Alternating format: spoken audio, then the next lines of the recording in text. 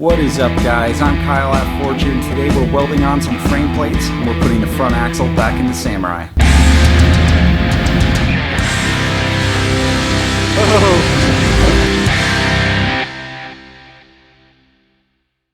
When we first started this build, I knew the front axle was going to be one of the longest parts, but in the last video, we just got it all buttoned up. It's time to put it back in the Samurai, but first we need to get the Samurai ready for the axle. First, we need to cut everything off the front of the frames, clean them up, and then we can put the trail gear frame plates back on the frame and start welding them on. All right, so we've got one side cleaned up here. You can see just the part where all the metal brackets were. I cut those off and started grinding that down.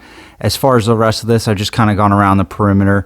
We're gonna end up putting a frame plate on here to help stiffen things up and just give us a much smoother platform to attach things like our brake line and also our shock absorber towers and all that stuff. It's going to be much stronger up here as well. So here's what the other side looks like. I haven't touched it just yet. The best way to tackle this so far is to start on the front and move towards the back.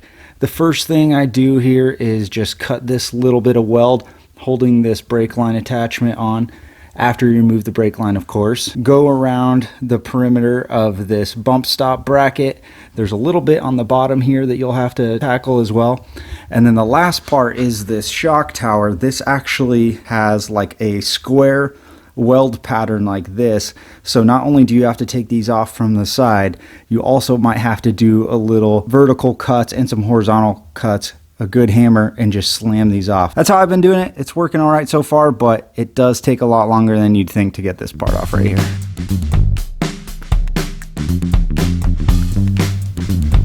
When welding in all these weird positions, I double up on the eye protection. In the past, I've had a piece of slag pop and go into my eyeball. I had to go to the ER for that. I've also had a cutting disc just explode and a piece of that go into my face. It's just not worth it. So this face shield was like 10 bucks and it helps me preserve this beautiful mustache I'm growing for our competition at work. I definitely don't want anything to happen to my eyes, face. So I encourage you guys to wear those glasses and that ear protection too.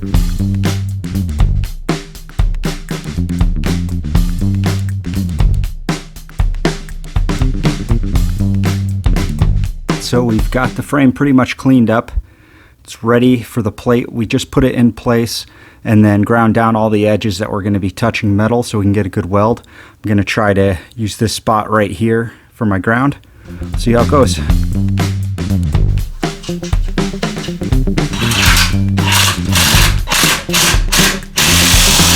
Got some anti-seize. That way if we ever have to take this pitman arm off, it's going to come off way easier. And when we put the pitman arm, I've got my alignment mark right here. And then I'm going to throw a little bit of blue Loctite on the thread so the nut doesn't come off.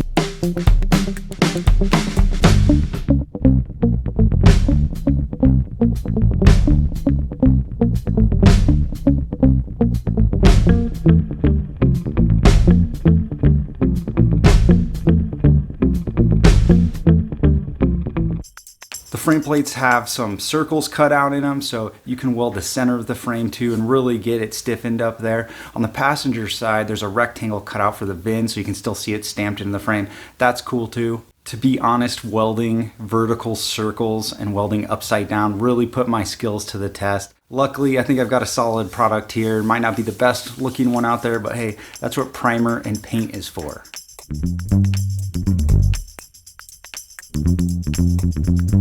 So we got some primer on there now, and I am going to put some black on there. We are going to have to put a shock tower on here eventually, but it's just getting harder and harder to paint when you add all that stuff. So we're going to paint it now. We'll grind it down a little bit later when we put the shock tower on, and we'll paint that part again. We got some black paint on there. It's about 2 coats.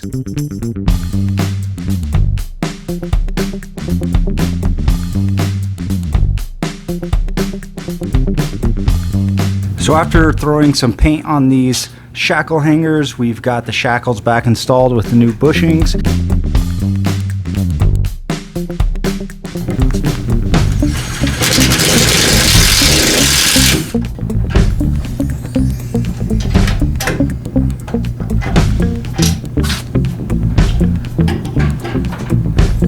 So going to cut the second hole, you can see this exhaust is right in the way. So I'm gonna have to do something really frowned upon. Please do not tell my dad.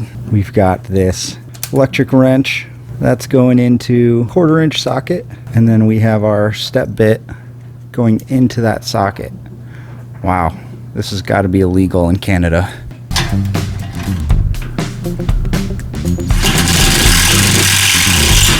Success. Shh, don't tell anyone.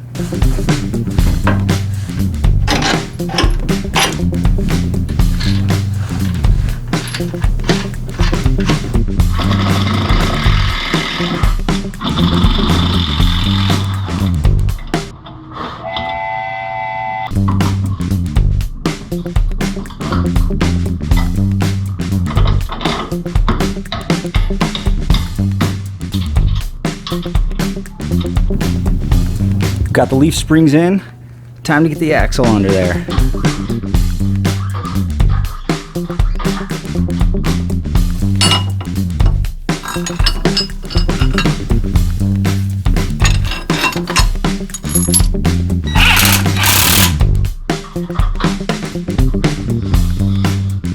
So this steering wheel rotates 4 rotations. If we go all the way to the right, it's almost level. So we go back 1, 2, 3, 4. And it's a little bit past level on that side. So what we're going to do is go 1, 2, get it nice and level. That should be the halfway point in our steering.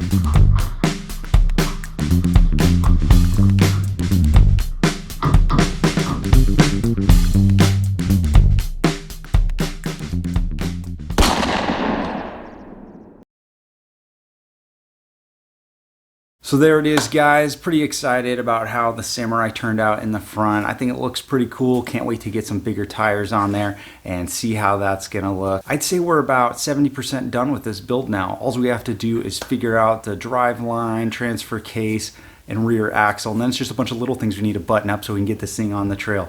I hope you guys liked this video. If you haven't been to my channel yet, go check it out. I've got a bunch of Samurai videos up there leading all the way up to this part of the build. If you haven't subscribed yet, make sure you click that subscribe button. That way you'll know when my new videos pop up. If you have any ideas, stuff you'd like to see with the Samurai, put it down in the comments. Let me and everyone else know. Thanks for watching, guys. See you next time.